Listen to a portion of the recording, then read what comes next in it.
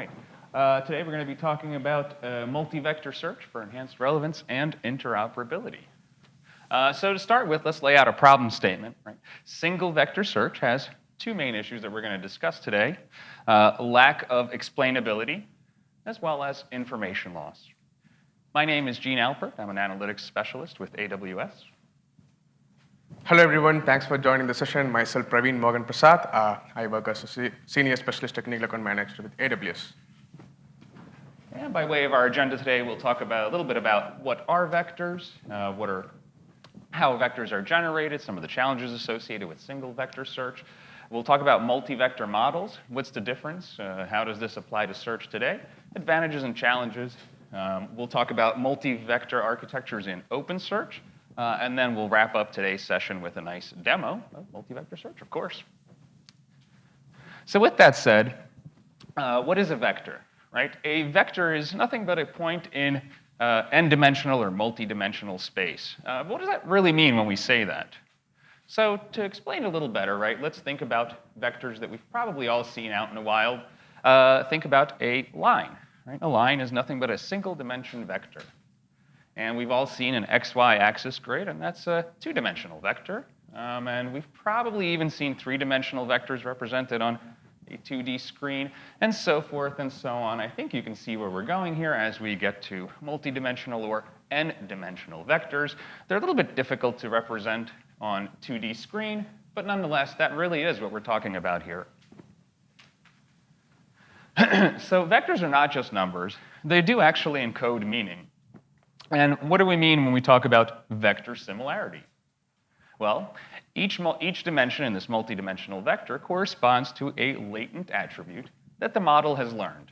And again, we have kind of a large sentence to digest, and it might be easier to think of this in human relatable terms or human relatable dimensions. So here we're going to go through an exercise where we're going to look at pizza on dimensions that we can all understand.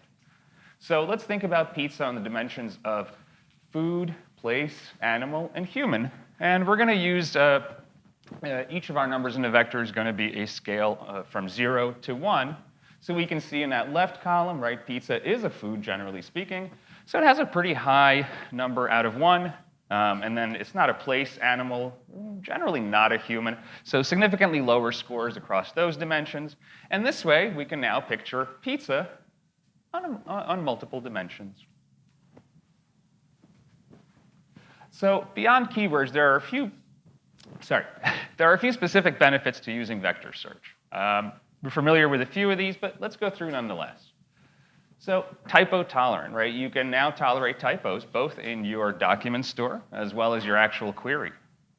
You can use synonyms, and you don't have to have exact word matching. And that's handled out of the box. Personalization tends to work well with vectors because you can, it turns out, encode various user actions as vectors as well. You can search across different media types, like text and images. You can have multilingual compatibility out of the box with many models that use vectors. You can have better quality results as you add context to your searches. And of course, generative AI models, they speak vector really well. So when you have a vector store, your vector store is already RAG ready already. Now let's talk a little bit about how transformers generate vectors. Vector-based models use a neural network architecture called transformers. Looking at text string like apple a day, we're first going to go through a process of tokenization, which will break the string into individual tokens representing the string. Then the next layer, which is an embedding matrix, will produce token-level embeddings.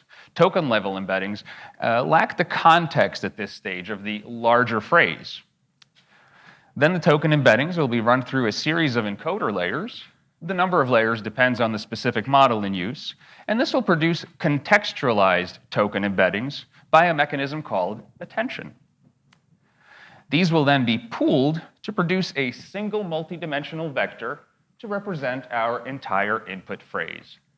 So this is an overview of a transformer process that goes from an input phrase to a sentence vector, if you will, and that's our single multidimensional vector that traditionally we would be using for search.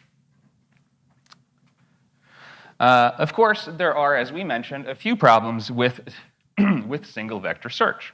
The first being lack of interpretability.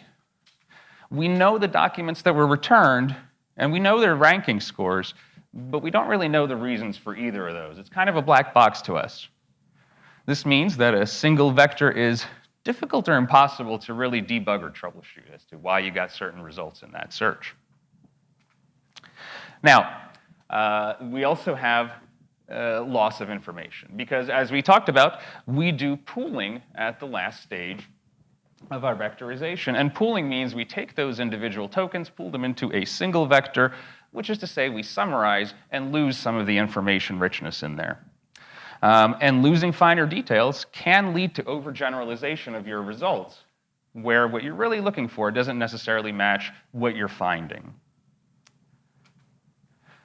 So let's talk a little bit about interaction. It's another definition we're going to throw at you today.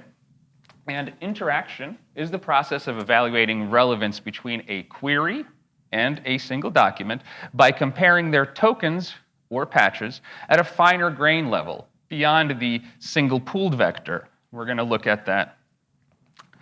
This matrix interaction ultimately produces a single score for each document and query pair, and this is called the max sim score. Now, Praveen will address a little bit more about how max sim scores are calculated, but it's important to understand that when we talk about interaction in this context, this is what we really mean.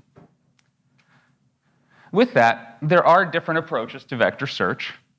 So the no interaction implies by encoders, which means we're going to index and encode our documents offline at time of indexing. Offline here just means we're not doing it at query time. And then, sorry.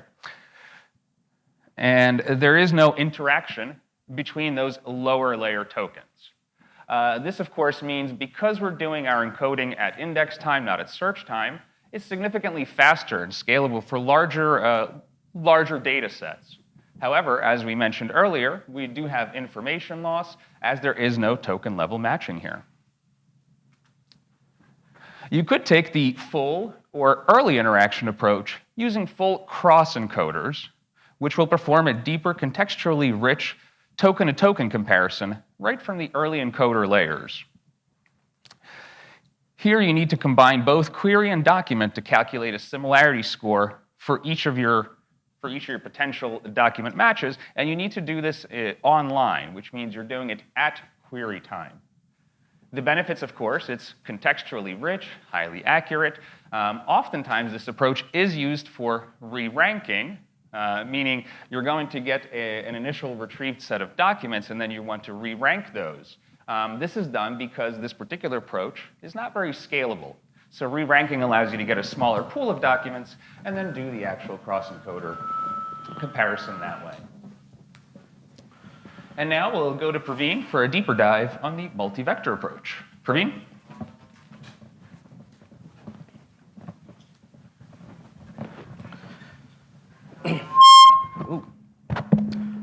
Thanks, Gene. So now, having understood the advantages and limitations of no interaction and full early interaction models, let's talk about a middle ground approach, which is called late interaction. So here, the first advantage is that you still do the vectorization of your documents offline, which means this late interaction approach is going to be scalable. And then you're not going to pool your token level vectors at the final stage. You are going to deal with only query, you're going to deal with token level vectors on both the sides. So you eliminate the pooling layer and retain the token level vectors on both query and the document side. Since now we have multiple token vectors on both the document and the query side, we are just going to compare each and every query token vector against all the document token vectors. So here, what is the advantage? Since every query token vector gets compared with every document token vector, you you consider all the fine details. For example, consider the same query that you saw in that meme, black jacket men, right? So here the subject is jacket, the code subject is jacket, but since you are going to do this comparison between every tokens, so the black will also be considered. Men, which is a gender attribute, will also be considered. So that's where token-to-token comparison is going to be contextually rich comparison, and you will not lose any information. This is what is much needed when a user types in a query, and you don't want to lose any information that the user added in as like attribute filters as a part of the query. Since you have multiple vectors on both the sides, and you're going to compare each and everything, you're going to end up with multiple scores. Finally, you're going to add all the scores, and the final score is going to be the similarity score between this query and that particular document. The way you calculate this scoring is called as maximum sum scoring in native to multi-vector models. We will talk about how this is calculated further.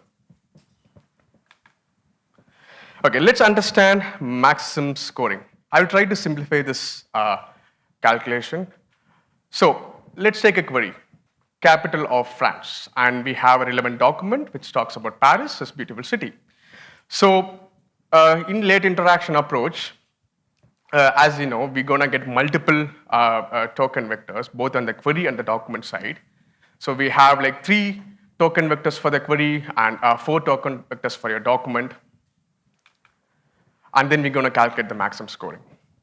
So it starts with the first iteration that it starts with the query token vectors first, and every query token vectors gets compared with every document token vectors. That's why you see 2 nested for loops starting with the query token vectors. Let's take an example. Let's start with the first token, capital. So now capital, the token vector of capital gets compared against the token vectors of Paris, is, beautiful, and city, right? This calculation is done by dot product, one of the distance calculations. And then, since now you have 4 similarity scores for capital, you're gonna take the maximum score from that list of scores for capital. That's where we end up in maxim. And we're going to repeat this process for all your query tokens, right? So this will happen to off, and this will happen to France. So finally, you will have 3 maximum similarity scores, 1 corresponding to each query token. Finally, you're going to add up all the maximum similarity scores for each of your token vector.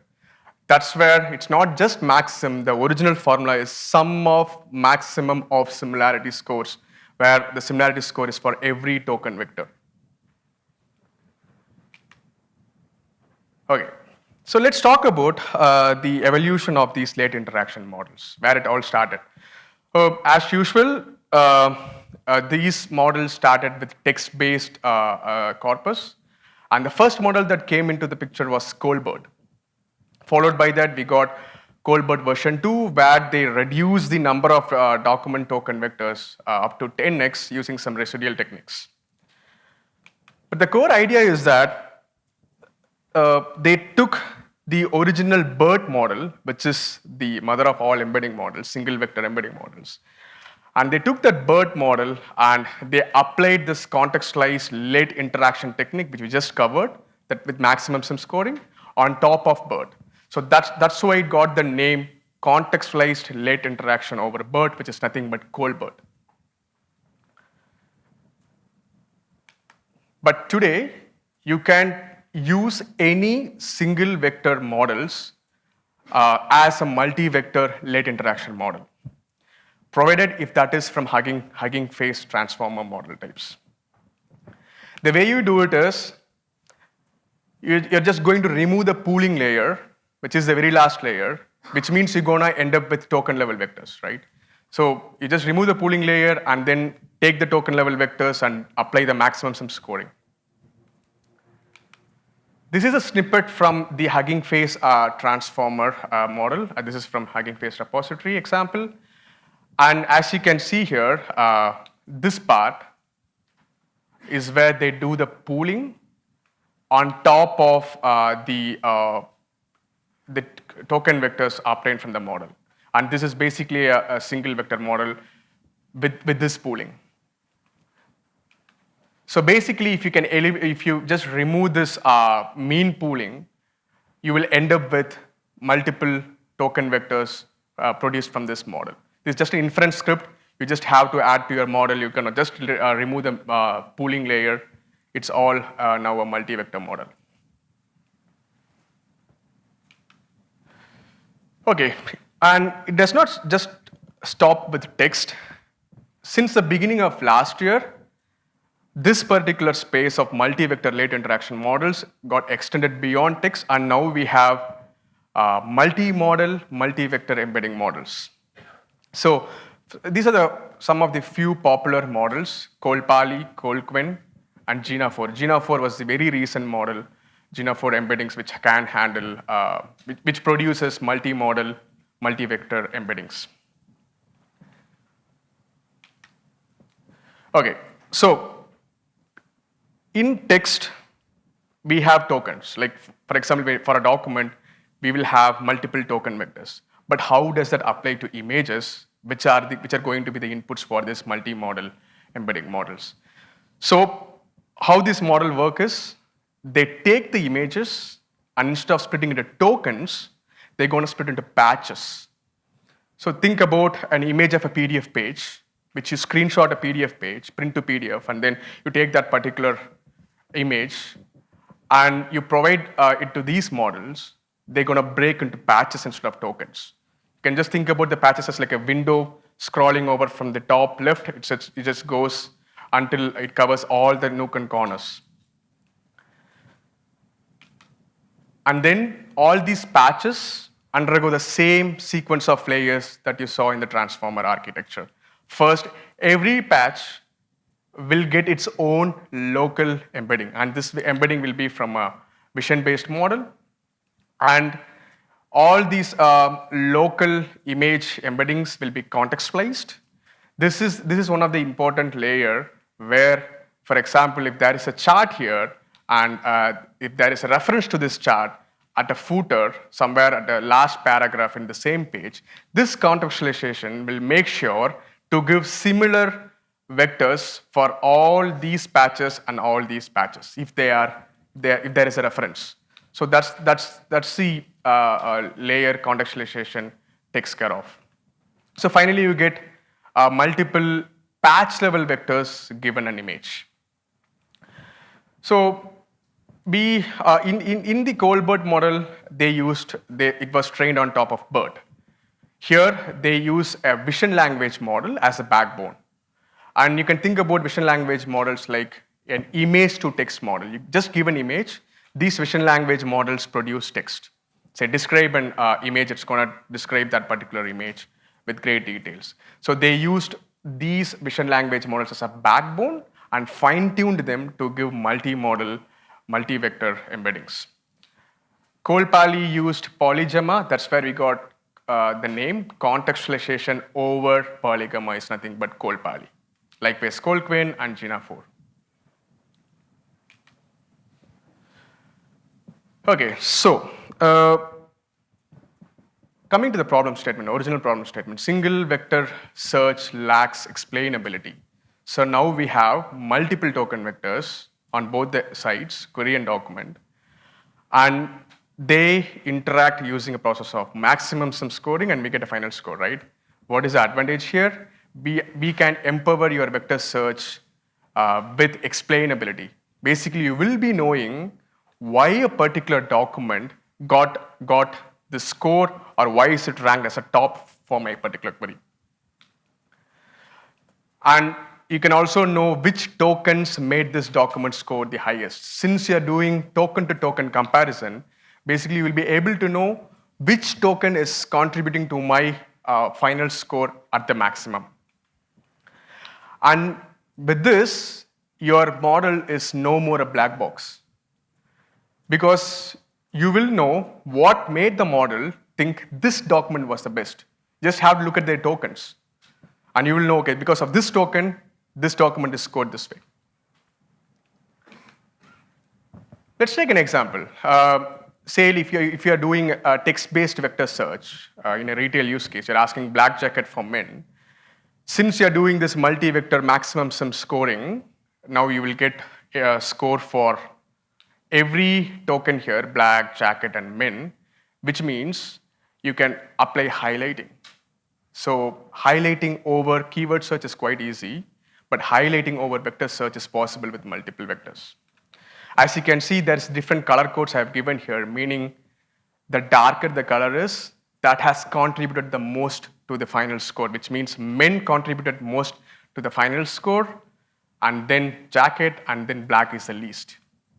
So basically, you can highlight in order of magnitude of how they are contributing to the final score of the document. And it's not just text, you can do the same process for images, where in context of images, you're gonna think tokens as patches, and like every square here is going to be a patch, right? So basically for a query, you can understand which patch or which patches of that particular page, which is actually an image, is contributing maximum to my document as an overall score. As you can see, Kazakhstan is a query, and you can see these patches are highlighted, which means they contribute to the most, and which makes sense. Coming to the second problem statement, where we said multi-vectors provide enhanced relevance over single vectors. So to test this, there have been several benchmarks, but one of the important thing to note is whenever you want to measure relevance from off-the-shelf vector models, the important setting that you should be testing is zero-shot mode. So all these models are trained with general data available in internet. So you should make sure how these models are working out when it comes to a different domain space, which could be like healthcare data or your own organization's data. So testing the model performance at zero shot is one of the important benchmark that you should be doing when you are using off-the-shelf vector models, and that applies even for multi-vector based models.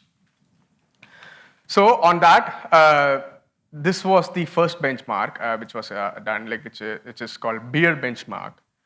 And in this beer benchmark, is purely text-based. They have a diverse set of data sets and question answering over diverse set of data sets, and they found ColBERT, the version 2 late interaction model, was able to outperform all the other single vector models, thanks to token-to-token comparison. Not just that, this is on text. We also have a proof with multi-model space, where there is a leaderboard called Vidor. This is a very recent one from last year. And this leaderboard is where they test, they take PDF pages from different domains, and then they make them as images, and then they test question answering on top of those PDF pages, okay?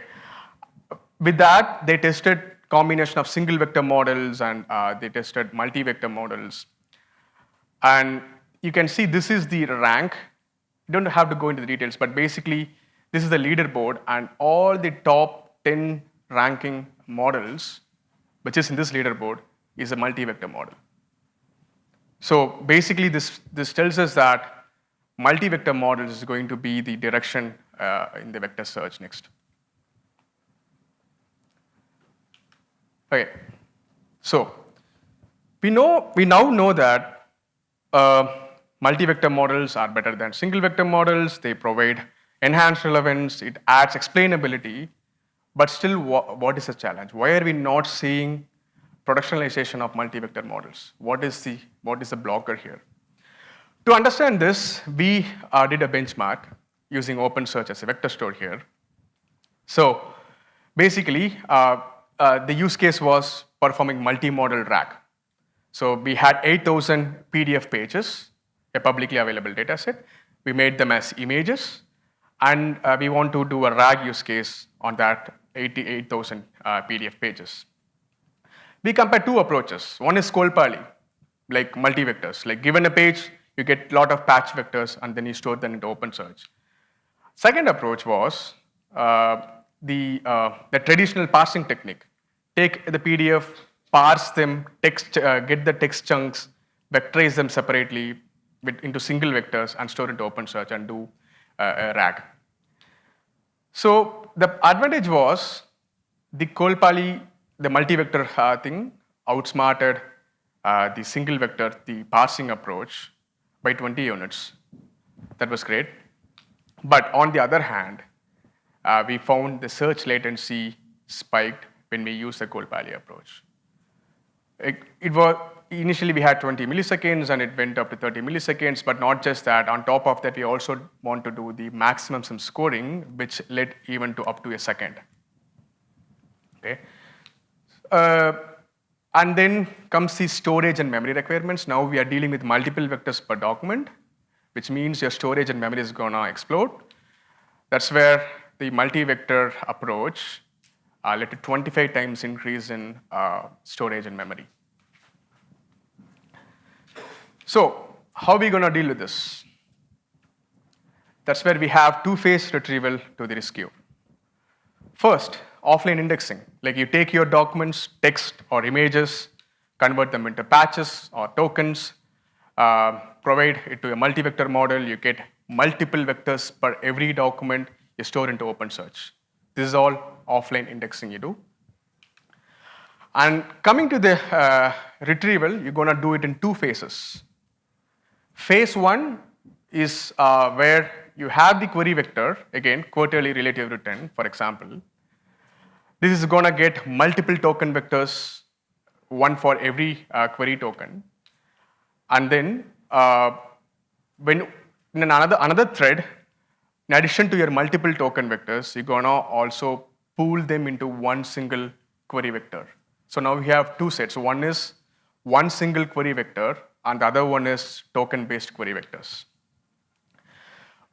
But for the KNN search, you're gonna use a single query vector, okay? So with this single query vector, you're gonna do a KNN search, but here is the catch. I'm gonna upsample or oversample my retrieval size. Say if you want only 10 documents as a result, but you're gonna do 10x, which is like 100 times your retrieval size. So the first phase ends with 100 documents or 10 times the retrieval size using a single vector KNN search. So as you can clearly see, now we have pooling, which means information loss, going back to the problem. So how do we deal with this? So that's where we have phase two, where we're gonna rely on the original token vectors of both the query and document and do a re-ranking. So here we do a maximum similarity scoring on the upsampled and retrieved documents. And we're gonna get new scores. And here is where you're gonna do a token-to-token comparison. With the multi-vectors, single vectors are no more in this phase. And finally, you're gonna get the top 10 documents where 100 documents are re-ranked. Okay, so we dealt with two problems here, right? So one is we are dealing with latency, and also we make sure the information loss coming from pooling is handled with upsampled retrieval plus re-ranking with multiple original precision vectors. But is that enough? Like we dealt with the problem of latency and the information loss on the query side, but what about the document side, where we had 25x increase in the storage, right? So you can also do pooling of vectors on the document side, okay? You can consider mean, max, or clustering techniques. Clustering techniques works really well, where you do k-means clustering on your document pooling vectors, where you convert, say you get 500 vectors for PDF page, you convert them into 100 or something. So also there is a proof from the ColPaLi authors that up to a pool factor of 3, there was no compromise in the quality. Basically, ColPaLi gives 1,000 vectors per page. Okay, think about not one single vector. Given a PDF page, it's going to give 1,000 vectors, but they reduced it to up to 300 vectors per page, and they observed 99% of the quality was the same. The recall was the same. So which means you need to test this on your domain corpus. What is your pooling factor, suitable pooling factor? Okay, so next you can also leverage the quantization techniques of OpenSearch. OpenSearch provides up to 32x compression techniques for your document token vectors. So you can use on top of your pooling. And again, this needs to be tested based upon your corpus. Finally, one another important add-on that we get from OpenSearch on the document, storing the document tokens is leveraging the nested vector fields of OpenSearch. This is a big improvement that gave us in our experiment. Think about, recall the maximum sum scoring that I told you, right? So first you get the maximum score per every token, and then you're gonna sum up, right? That maximum scoring will be done once you retrieve itself when you use a nested vector field. Okay, so OpenSearch will take the maximum scoring token or maximum scoring patch, and then apply this score as the original document score, which means you don't have to do that maximum scoring at all. You can just add up all the scores, and then you're going to end up with sum of maximum scores. So the nested vector fields with the combination of nested vector query simplifies this process. This is a way you can also optimize on your document side with OpenSearch. Okay, so this is all with the theoretical part. Let's see, like on a demo, how this works.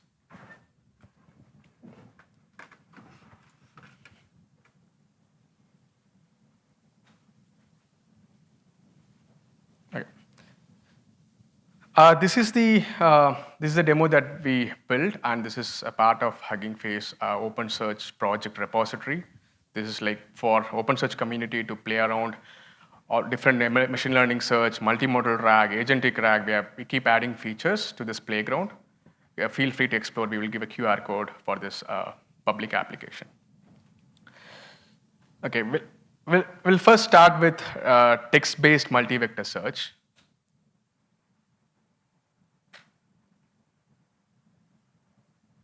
Okay, so I'm searching for black jacket for men, and I applied vector search, and I also enabled something search and re-rank with token level vectors, which is that two-phase retrieval.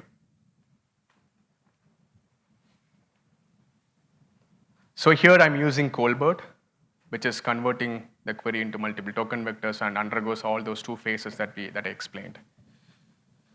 Okay, so as you can see here, I'm getting the results, and also I'm getting highlighting for every token. And as you can see here, there will be a token-to-token comparison for each of these tokens. And that's for the reason I'm able to highlight them, like which token is getting the maximum score or contributing to the maximum document score. Higher the color, like higher the contribution. But yeah, this is possible because of the token-to-token comparison. This is on the search use case. I will also show you a RAG use case, the ColPaLi approach. So here we ingested around 8,000 pages into OpenSearch using the nested vector field. And here we use the ColPaLi model to produce multiple vectors. So let's ask a question. Proportion of female new hires 2021 to 2023.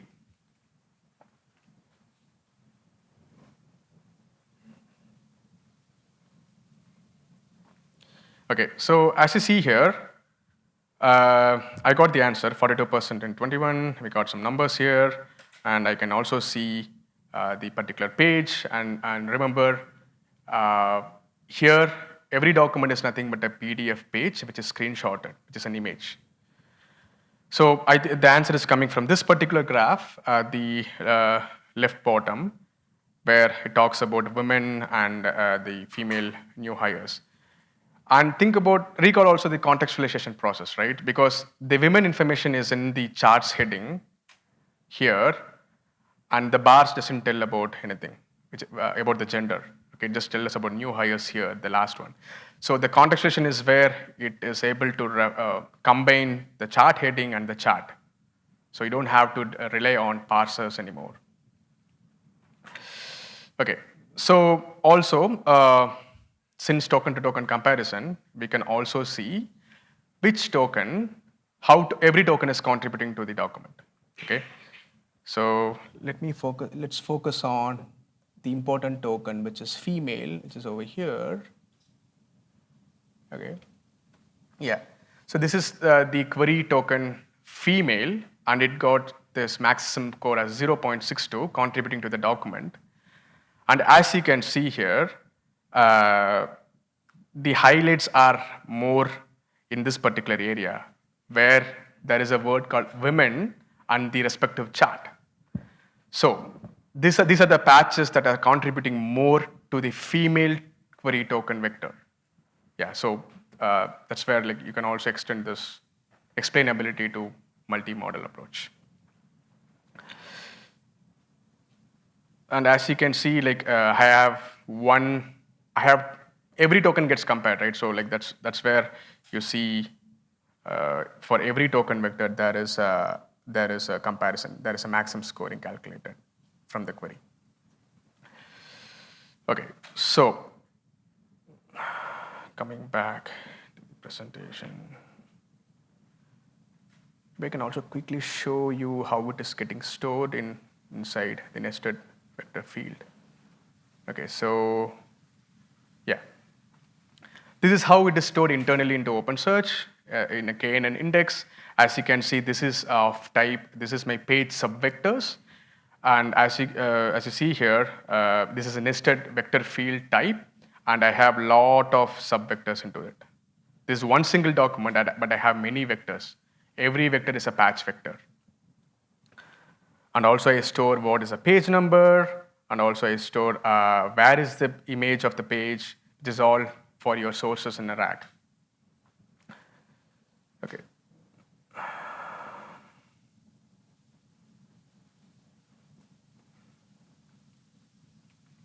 Okay, these are the resources we have for action items for you to check and play with it. First one is the ColPaLi OpenSearch tutorial. There is a detailed notebook on how to apply maximum sum scoring with OpenSearch, multi-vector retrieval, the two phases that we discussed. There's a notebook on this.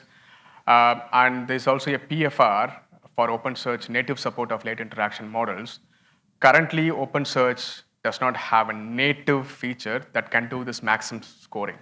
Okay, so in this tutorial, we have added a scripting function that you add as a part of the query, which will do the maximum sum scoring.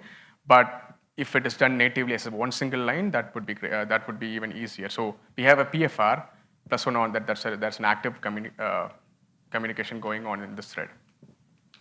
And this is the application, web application that I just shown you. It's open for OpenSearch community. If you want to contribute, you're welcome, and you can use this as a playground to explore all the ML search, all the ML functionalities of OpenSearch. We keep adding actively here.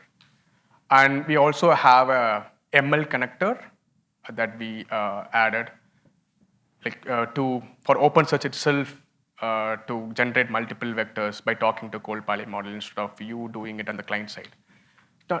It applies to any multi-vector models, basically. Yeah, there is also an ML connector for that, how to use it and so on. Yeah, that's all we have. Any questions?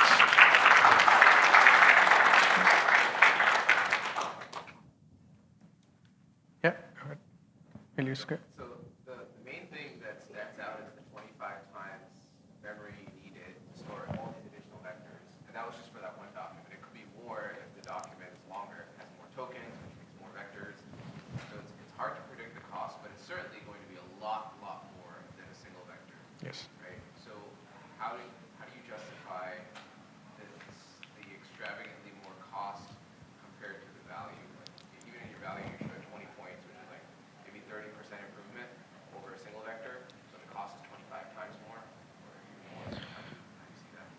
Yeah. First thing in this particular table, right? So we had multiple numbers here. Uh, Additional in the single vector approach, parsing was one of the main cost adding factor, which was eliminated with this multiple vector technique. Like we need efficient parsers. We tried with unstructured, which is like open parser, and there are like paid parsers also. So different parsers we used, but we still had a lot of information loss. So the cost of parsers is not added here. So that's something you can eliminate with this. I mean, you can have a comparison that you don't need the cost of parsers here when it comes to RAG use case on PDFs. But to your original point, like what is the value still we get because we have 25x increased storage.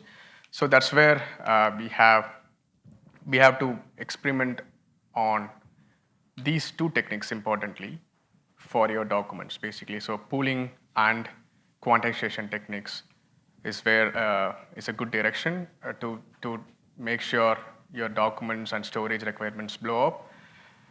But still that would be higher than single vectors. It's like always a trade-off, right? So it's about like you test it. If you see a real improvement for your domain corpus, then you sacrifice a little more cost for that added quality. And there is no lot of, if it comes to multimodal RAG use case, parsing, chunking, nothing is there. Just give the images, you get vectors. It's like basic vector search. That's all get reduced, especially for a multimodal RAG use case. But yeah, go ahead. I have two questions. Number one, I think this tool-based solution is like a logical solution for that. But are you putting both spaces in the same OpenSearch cluster or in the same search node? If that is the case, then we need some kind of like some coordination. Okay, I have finished doing the phase one, and then I'm going to call some other nodes to do phase two, especially in the multi-shard situations where you have to have the phase one done in multi-shards and then find all the results, aggregate them, and then put them into a different node for that. And the second part of this question is that, then because of concerns on the cost, then it also seems logical that actually we should separate these two phases into two different clusters so that so we can have the first cluster is completely in memories, and the second cluster somehow we don't even need to store the indexes. More like educate is more like in first phase. Then we grab those embeddings somehow, and then transfer the whole things into the second phase, and then do the search over there. Yeah, I mean, I'll first answer your second question. Actually, we tried that. What we did is do only the retrieval here, and then do the re-ranking completely like either on the client, where my client is already a huge machine, or push it to a separate node. But the problem is network I/O. You are sending, say, like I'm getting just 10 documents, right? It's not just 10 vectors. It's going to be 10 into 1,000 vectors, or 10 into 300 vectors. So that network I/O was too much for me. So that was something like we eliminated that approach was not scalable. And talking about the first question, like for now we are using script scoring. If you know how OpenSearch script scoring works, right? So this script scoring can be added as a part of a query itself, and that scoring will be applied. It's a custom scoring technique, right? You give a function how to give score, and we do that entire script logic, maximum similarity script logic as a part of the script scoring, and that happens at every shard. So basically, that will be communicated within the nodes of OpenSearch, and you do that on every shard and also the coordinator node, and then you get it back. So that's something we are leveraging currently. So Oversampling happens at the shard level, not at the instance. Oversampling happens at the shard level, yes. Yeah. Maybe like two more questions? Yeah. Go ahead. Yeah. So I also have two questions I just quickly ask. So you mentioned about the sampling of doc size when storing it when checking for the max safety. Right? So I want to understand like how do we decide on the doc size? Like is this based on the corpus of Yeah. of your cluster, or is it like we already have? And the second question is like you mentioned about polling at the end where you want to store it as a single vector. But wouldn't that polling would bring us back to the original days Yeah. when you're training the model and doing a polling based on mean polling or max Yeah. Yeah, it's great. I mean, yeah. So see, that's the main problem that we are dealing with here. Yes, pooling is gonna reduce your, lose some information. That's the reason we have this two-phase retrieval in the first place. So, and two-phase retrieval where we are re-ranking with multiple vectors is mainly added to compensate the pooling, information loss from pooling. Okay, so you do this re-ranking with multiple token vectors, not single vector, is a way to compensate the pooling. And I tested this with that 8K documents. It was same, it was like more or less the same NDCG compared to the original without pooling technique. Okay, because like that's where your next question comes. Like I tested this oversample size carefully. Like I started with 3x, 6x, and up to 10x. And 10x was something so moderate. So this is where you should test upon your corpus, like what is the oversample size that you should decide. But basically this factor, along with this re-ranking, is what is going to reduce your information loss. Because in single vectors, there is no token vectors at all, but you are using token vectors here for re-ranking and also oversampling it. It's more like disk-KNN of OpenSearch, how that works, similar to that. Yeah. Yep. One last question. Yeah. Yeah. Go ahead. Yeah. First one, did we try multiple batch sizes? I mean, you were splitting the image into some chunks. Like smallest you could do is one, but then you don't get anything meaningful, but having something too large, you might miss like getting those matches with the documents. The second part of that is like, did we also try something like a convolution-based approach where instead of making chunks, you actually are scanning the literally. Yeah, that's a good. Yeah, I think, see, that patching is totally out of your control, that the model handles it, okay? Model handles this patching, and I think, if I'm understanding you said, model already does some overlapping of patches, like scrolling window, how convolution neural network works, right? I think so. But yeah, if you want, this is totally out of our control. It depends on the models, how they do the patching. And number of patches is also decided by the model, but Gina 4 has a great improvement on this, where it does not provide patch vectors for empty spaces. ColPaLi has like, for all empty spaces, it adds vectors. Yeah, Gina 4 like has variable number of vectors for every page, depending upon density of information there. So Gina 4 is something like I tested it. It's really compared to other two models. Maybe we'll, yeah, last one. Okay, wait, one last one. Yeah, go ahead. Yeah. Go ahead. So let's go back to the slides of EIR. I know. You have this parse thing missing. It's not about that. Yeah. Since you are talking about that, Oh, sorry. next question. Oh, I went long back. Oh, are we there? Yeah. Yes, here we are. So do you know where BM25 is? Okay, BM25, in this case, BM25 plus cross encoder was greater than ColBERT V2. Okay, again, BM25 plus cross encoder. So that was comparatively better than ColBERT V2. Yeah, you can check the research. It's like they.